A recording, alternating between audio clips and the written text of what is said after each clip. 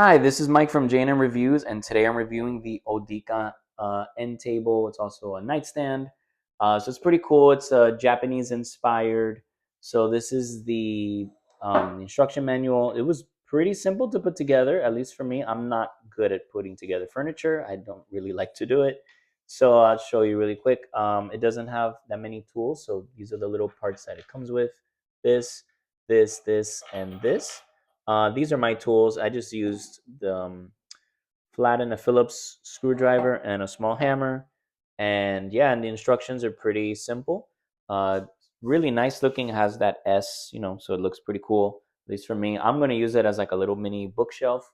So this is what it looks like inside. So the other this is a little sticker you put here to cover these to cover this thing so it doesn't show.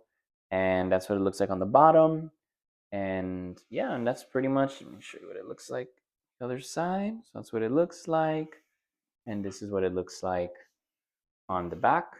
So, and just so all of this doesn't fall to the floor, on the bottom, it has some little black circular, they're like little stickies to keep this from not scraping the floor. So when you move it like so, so it's pretty nice. It's not super heavy.